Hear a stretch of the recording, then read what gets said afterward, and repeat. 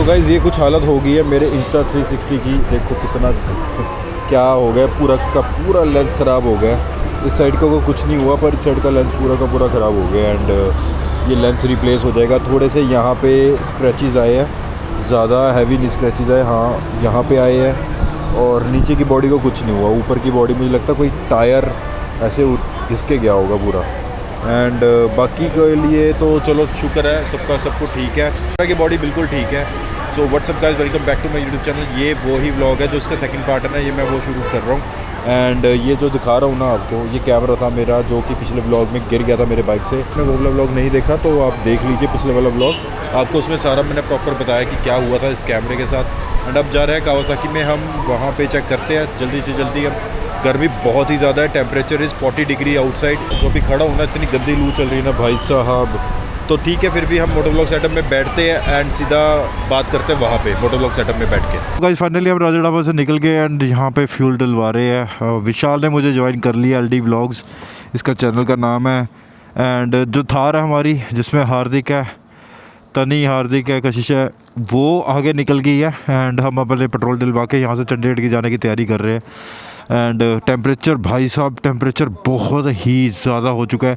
It is approximately 40+ degrees, may be 41 degrees right now. And यार मैं हैरान हूँ यार, इतनी ज़्यादा गर्मी पड़ रही है ना आजकल, समझ ही नहीं आ रही कि क्या ही होगा। मतलब मुझे लग नहीं रहा कि आगे से आप दोपहर को बाहर निकल पाओगे। ये अभी हो रहा है कि अभी 10 दिन बाद तो पता नहीं क्या होगा, चीख के निकल जाएगी। मैं तो यही कहूँगा कि भाई अगर बाइक राइड करनी है, पानी की बॉटल, पहली बात अपनी बॉडी को कवर करके रखो।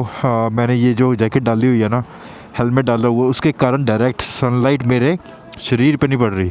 अगर सनलाइट शरीर पे ना पड़े ना तो बचाव हो सकता है। डायरेक्ट अगर धूप पड़ रही है, आपका सिर नहीं ढका हुआ, आपके बॉडी नहीं ढकी हुई, आपकी बॉडी टैन, डिहाइड्रेटेड, पता नहीं क्या बुरा हाल हो जाएगा यार। सो भाई it is very very hot right now. भाई इसके पैसे गिर गया, पता नहीं ये भी परेशान हो गया। हाँ यार आज पता नहीं क्या क्या हो रहा है। मेरा कैमरा गिर गया था, इसके अब पैसे गिर गए। गन्ने का जूस का सीजन आ गया है भाई लोग। 20 रुपए का, इधर चले आइए। कट कहाँ है, कट कहाँ है?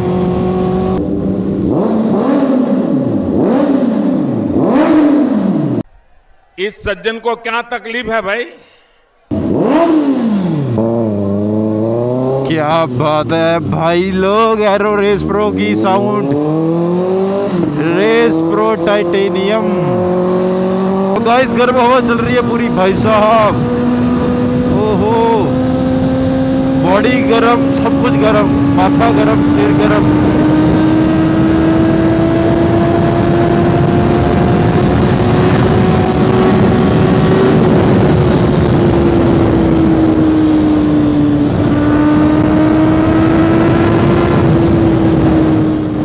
गाइस फाइनली हम यहाँ पे आ गए एंड अपनी बाइक को लिफ्ट कर रहे हैं। तो हमारी सबसे पहले तो होगी रिकॉल के बाद हमारा फ्यूल पंप चेक होगा।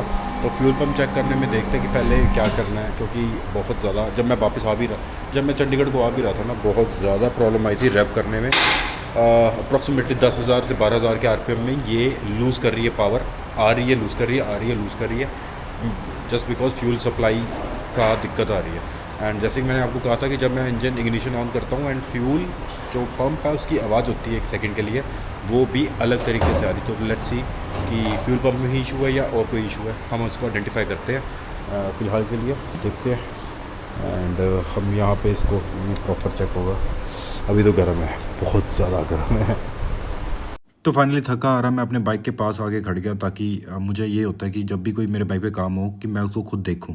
एंड बस और क्या ही होता है यार, बिकॉज इतना महंगा बाइक है, मुझे बिल्कुल ऐसे तसल्ली होती है कि नहीं यार मैं ही खड़ूँ। जब भी सर्विस होती है तो मैं ही खड़ता हूँ अपने बाइक के पास, जितना हो सके मैं उस एरिया में जहाँ पे बाइक सर्विस हो रहा होता है मैं खुद करता हूँ, जिसके साथ एक दिल को तसल्ली भी मिल जाती है कि नहीं यार आपने खुद अपनी आंखों से चीज़ें देखी है, plus you got to know your bike. आपको पता होता है कि क्या काम हुआ था, कैसे बाइक खुलता है, कैसे बंद होता है। तो ये है कस्टमर लॉन्च, यहाँ पे कस्टमर आराम से बैठ के अपनी बाइक को देख सकते हैं, ताकि कई बार कोई वहम होता है, कोई चीज़ होती है ना, वो भी सॉर्ट आउट हो जाती है। तो this is the best place to sit and watch your bike. कई बार घबराहट हो जाती है ना कि ये भाई क्या कर रहा होगा, बाइक को कैसे बाइक चल रहा होगा, वो सारे के सारी चीज़ें इजीली बैठो। आप अब बैठो आराम से एंड देखो अपने बाइक को यहाँ से। तो गाइस सबसे पहले तो हम चेक करने वाले हैं हम अपना रिकॉल करेंगे। रिकॉल में सारी किट आती है, वो किट मैं आपको दिखाऊँगा। वो किट को पहले सबसे पहले खोलेंगे एंड वो किट को इंस्टॉल करेंगे, चेक करेंगे। सबसे पहले तो चेक करेंगे क्रैंक से वो every single thing, crank shafts, bearings, every single thing. तो उसके बाद में वो जो किट है वो किट इंस्टॉल कर देंगे, जो पुरानी वाली है वो निकाल देंगे एंड दैट्स इट। फिर उसके बाद में हमारी बारी आती है जो इशू आ रहा है फ्यूल पंप का। अगेन मैं अपनी तरफ से अंदाज़ा लगा रहा हूँ फ्यूल पंप का इशू है, but I am not that sure कि फ्यूल पंप का इशू है कि नहीं। 90% मेरी तरफ से हाँ, 10% पता नहीं। तो देखते हैं क्या निकल के आता है। सेल्फ क्लच, ओके, तो ये भाई सेल्फ क्लच खुल गया अभी। तो अभी निकालेंगे कवर। तो जैसे जैसे मेरे बाइक का सेल्फ क्लच और कवर निकालने की तैयारी हो रही थी, तो वैसे वैसे मुझे घबराहट भी हो रही थी कि कोई ऐसी रिकॉल में सच में वो इशू ना आ जाए। Because recall is just a checking की जाती है कि वो अंदर की एक लाइंस एंड क्रैंक्स सही है कि नहीं। वो जो कैसे बताऊं मैं आपको कि वो चीज़ें बेयरिंग्स है या क्रैंक्स है जो इनके वो ठीक है कि नहीं, वो चेक करते हैं। तो उस चेक करने के दौरान मुझे ये ना हो कि वो चीज़ ख़राब हो जाए। अगर वो बाइक में प्रॉब्लम आई है तो एक लंबा प्रोसेस हो जाता है। प्लस हाँ, चाहे वो कंपनी ही वारंटी के अंडर पूरी करके देगी, पर still it's a very long process जो कि मैं अवॉइड ही करना चाहता था। पर चलो देखते हैं अब क्या होता है। तो गाइस ये अभी हमने सारा का सारा कवर, सेल्फ क्लच और ये कवर उतार दिया। और भाई ये सारा इंटरनल पार्ट्स है हमारे बाइक के एंड ये सारा चेक होगा। इसमें कुछ सेंसर्स भी है, जैसे ये गर्म होता है। तो दीज आर द सेंसर्स। बाकी मैं और नॉलेज लेने की कोशिश करूँगा, देखते क्या सीन है। तो इसके बाद में मैं शूट करना चाहता था, बट उन्होंने थोड़ा एतराज़ किया because they were not comfortable. तो मैंने उनकी पूरी रिस्पेक्ट मैंने उन टेक्नीशियन की प्रॉपर रिस्पेक्ट की एंड कैमरा थोड़ा पीछे रख दिया ताकि वो कंफर्ट जोन में आ जाए। पर स्टिल मैं अंदर बाहर जा ही जा रहा था ताकि मैं चेक करता रहूँ। एंड फाइनली उन्होंने मुझे हरी झंडी दे दी कि आपके बाइक में कोई ऐसा इशू नहीं आया रिकॉल का। एंड उन्होंने ये भी बताया कि इंडिया में बहुत ना के बराबर ही कहूँगा मैं, बहुत ही कम बाइक्स है जिनमें ये रिकॉल के इश्यूज़ आए थे। मेजर इश्यूज़ यूएस की मार्केट्स में या यूरोप की मार्केट्स में आए थे, if I am not wrong. तो फाइनली एक चीज़ तो मैं खुश हो गया था, पर अब बारी आ गई थी फ्यूल पंप की, जिससे मैं घबरा रहा था कि कोई ऐसी चीज़ सच में ना हो जाए जिससे अगेन बाइक को डिले करना पड़े, बाइक को खड़ाना पड़े। सो अभी टाइम हो चुका है 3:41 और अभी भी फ्यूल पंप का जो इशू है ना अभी तक प्रॉपर सॉल्व नहीं हुआ है। एंड मैं आपको दिखाता हूँ अभी। तो ये प्रॉपर उन्होंने टैंक रिमूव कर दिया था, टैंक रिमूव किया तो फ्यूल अभी कहते हैं नहीं है। जैसे हमारे फ्यूल आएगा, मतलब अभी थोड़ा पेट्रोल कम था, वो उसमें पेट्रोल हम एक्स्ट्रा डालेंगे एंड फिर चेक करेंगे। बट मैंने इनको रिक्वेस्ट किया कि आप एक बारी फ्यूल पंप को खोल के चेक कीजिए बिकॉज वहाँ पे मुझे दिक्कत आ रही है। तो देखते हैं अभी क्या बनता है। तो पहले तो उन्होंने कह दिया था कि नहीं ऐसे तो ठीक है, फ्यूल पंप काम कर रहा है बिकॉज जो फ्यूल पंप की धार होती है या इसको इंग्लिश में कहे जो प्रेशर होता है वो सही जा रहा था। बट मैंने स्टिल इनसे रिक्वेस्ट की कि फ्यूल पंप को खोल लो प्रॉपर टैंक को निकाल के। एंड फाइनली इन्होंने वो प्रोसेस स्टार्ट कर दिया। एंड इस बहाने मैंने कहा था कि कोई बात नहीं, टोटल बॉडी पिछली सर्विस में मैंने क्लीन कराई थी जो कि 1 महीने पहले थी, वो भी अगली सर्विस में क्लीन कराने से बेटर है अभी मैं प्रॉपर क्लीन करा लूँ ताकि कोई भी वहम है ना वो मेरा पूरा ना रह जाए यार कि नहीं ये चीज़ में आ गया होगा, उस चीज़ में आ गया होगा। पर यस, मुझे फिर भी अभी भी लग रहा था कि फ्यूल पंप में ही इश्यूज़ है। चलिए देखते हैं। एक बात मुझे थोड़ी सी अजीब लगी, जो उनके सीनियर टेक्नीशियंस हैं ना बहुत ही ज़्यादा एजुकेटेड एंड बहुत ही ज़्यादा अच्छे हैं, पर ये जो काम कर रहे थे वो जूनियर टेक्नीशियंस थे। तो जूनियर टेक्नीशियंस को इतनी लेवल अप की नॉलेज नहीं थी। मैं उनको साथ साथ में गाइड कर रहा था कि यार ये चीज़ ऐसे खुलती है, शायद ऐसे खुलती है, मतलब इनको थोड़ा टाइम लग रहा था, दे वर कन्फ्यूज्ड। तो फ्यूल पंप थोड़ा डिसमेंटल करने के बाद इन्होंने 2-3 बारी फूके वगैरह मारी। इन्होंने चेक किया कि कोई ब्लॉकेजेस तो नहीं है, कोई चीज़ें तो नहीं है। एंड जिससे मैं खुद सेटिस्फाई नहीं हो पा रहा था। मुझे समझ नहीं आ रही थी कि इस तरीके से तो फ्यूल पंप साफ़ नहीं किया जा सकता। मुझे प्रॉपर प्रोसेस मैंने देखा था, मैंने किसी वीडियो में रील देखी थी कि how to clean the fuel pump. Generally मैं देखते रहता हूँ बिकॉज खुद के बाइक की नॉलेज मैं खुद लेता हूँ। तो दे सेट कि नहीं, फूक मारी, इन्होंने कहा नहीं यार ठीक है। तो मैं थोड़ा हैरान हुआ। फाइनली मैंने कैमरा पीछे रखा और इनके पास जाके संतुष्टि से बात की कि इस तरीके से फ्यूल पंप साफ़ नहीं होता। फ्यूल पंप को साफ़ करने का प्रोसेस थोड़ा अलग होता है। इसके अंदर फ़िल्टर की एक जाली होती है, फ़िल्टर होता है जो डर्ट को पकड़ के रखता है, उसी में चोक होगा। जस्ट आप एक बारी चेक करिए एंड फिर देखिए, फिर मेरा फाइनली इसको क्लोज़ करिए केस को, because they were about to close the case कि नहीं सब ठीक है, everything is okay fine. That is why मैं गाइज आपको भी कहूँगा कि आप अपने बाइक का खुद ही ध्यान रखिए। आपको पता होना चाहिए आपके बाइक के क्या पार्ट्स वर्क कर रहे, क्या नहीं वर्क कर रहे। You had to know about your bike यार। तो फाइनली मुझे एक बहुत इंपॉर्टेंट की चीज़ कैच हुई, जो मैंने सोचा था शायद वही हुआ है, पर फिर भी मैं सो पक्का करने के लिए मैंने अपना कैमरा अपने पास बुलवाया एंड देखो क्या निकला। तो गाइज़ ये है जाली जो हमने नीचे से निकाल ली है एंड ये जाली में काफ़ी डर्ट एंड डिब्री, आपको एक बारी खोल के ना दिखाऊंगा मैं। तो यहाँ से दिक्कत आ रही थी जहाँ तो मुझे लगे, ये देखो एक बारी रहा, ये फ़िल्टर होती है, ये जाली होती है जो डर्ट एंड डस्ट को ट्रैप करता है ताकि ये सिस्टम में ना जाए। तो पहले तो हम बंद ही करने वाले थे, बट एकदम मुझे याद आया कि जाली होती है, तो फिर एकदम याद आया कि जाली खोल के देखते हैं और वो ही निकला। दिखाइए, लो भाई आप चेक कर रहे हो, ये प्रॉपर, ये देखो क्या हाल है, ये अपनी जाली का हाल है। ये पूरी मिट्टी और कंकर से ब्लॉक हुई पड़ी है, काली हुई पड़ी है, और ये छोटे छोटे देख रहे हो आप। ये दिखाएंगे हम फिर कुलवंत जी को।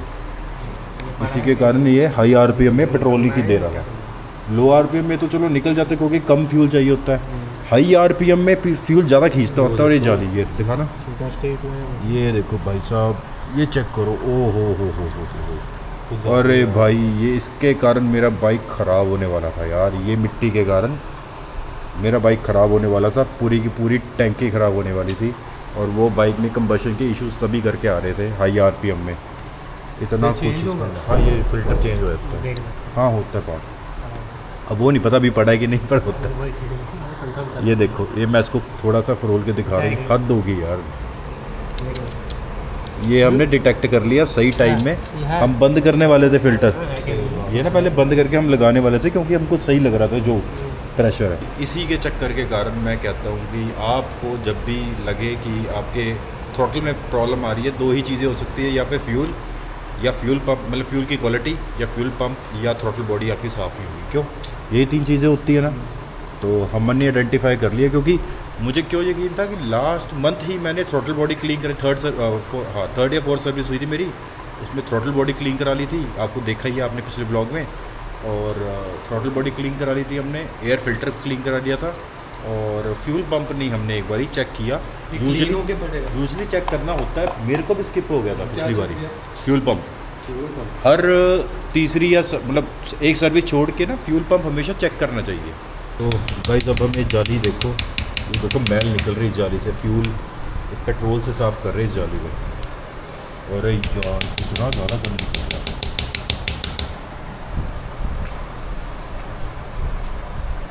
पूरा का पूरा ट्रैक हो रहा है।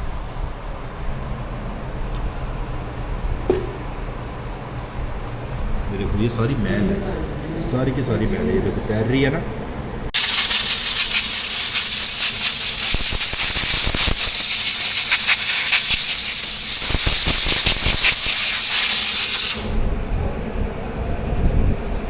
तो गाइस ये होगी है जाली हमारी साफ़, ये थी पहले बिफोर की। लो भाई आप चेक कर रहे हो, ये प्रॉपर, ये देखो क्या हाल है। और ये देखो आफ्टर की, काली थी पूरी की पूरी, अब पूरी की पूरी चमक गई है। मैंने फिर भी एक नई ऑर्डर कर लिया, अभी इनके पास सिस्टम में है नहीं है, तो कहते जब आएगी तो हम रिप्लेस कर देंगे, बट स्टिल हाँ ये चीज़ हमने एक बारी साफ़ कर दी है। होता कुछ भी नहीं है, पर फिर भी मैंने एक एमरजेंसी के लिए पार्ट नया ऑर्डर कर ही लिया है कि यार इन केस कभी इसमें भी दिक्कत आ जाए। पर इन्होंने बहुत अच्छी तरह बढ़िया से साफ़ कर दी, अब चमक गई है, ब्रांड न्यू जैसी लग रही है मुझे तो। अब हम सारे सिस्टम्स में थ्रॉटल बॉडी स्प्रे मार के एक बार इसको फिर हम बंद करेंगे। सो गाइस फाइनली हमारे बाइक का प्रॉपर सोल्यूशन हो चुका है, एंड मैं अभी बाहर आके बाइक को चेक करते हैं कि यार क्या सही में बाइक ठीक हो चुकी कि नहीं।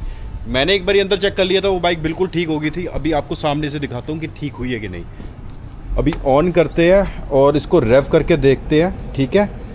पिछली बारी हमने जब इसको रेव किया था, मैं आपको दोबारा से वो वाली वीडियो दिखाता हूँ।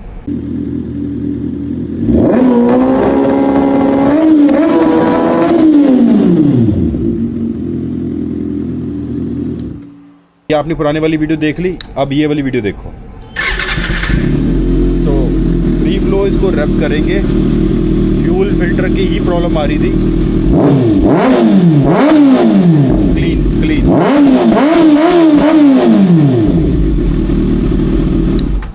तो कोई भी जर्किंग नहीं आ रही, कोई भी ऐसा नहीं हो रहा कि फ्यूल कम ज़्यादा हो रहा है, बिकॉज पहले जर्किंग ऐसे आ रही थी कि ऊपर जाती है नीचे आ रही है, ऊपर जा नीचे आ रही है। तो फाइनली हमारी बाइक ठीक हो चुकी है एंड यहाँ से हम फ्री होकर अब इलांटे मॉल चलते हैं बिकॉज बहुत ज़्यादा भूख लगी है। टाइम बच चुका है अप्रॉक्सीमेटली, टाइम कितना हो गया है? हाँ, टाइम हो गया 4:54, 4:54 हो गया। अब हम चलते हैं इधर हमारे सो गाइज अब हम चलते हैं Elante mall and thank you so much and यहाँ पे हमने 2 चीज़ें कर ली। हमने अपने बाइक का रिकॉल भी कर लिया और जो बाइक में प्रॉब्लम आई थी फ्यूल फिल्टर की, जहाँ तक मुझे लग रहा था वही प्रॉब्लम सही में आइडेंटिफाई हुई है। तो फ्यूल फिल्टर को प्रॉपर साफ़ कर दिया, जो जाली है उसको प्रॉपर साफ़ कर दिया है। तो गाइज हम अपना ब्लॉग यहाँ पे ख़त्म करते हैं। Thank you so much for watching my YouTube channel. जल्दी मिलते हैं, बहुत ज़्यादा मज़ा आएगा। अगले ब्लॉग तक बने रहना एंड सब्सक्राइब कर लेना बिकॉज आगे आने वाली वीडियोज़ अमेजिंग है।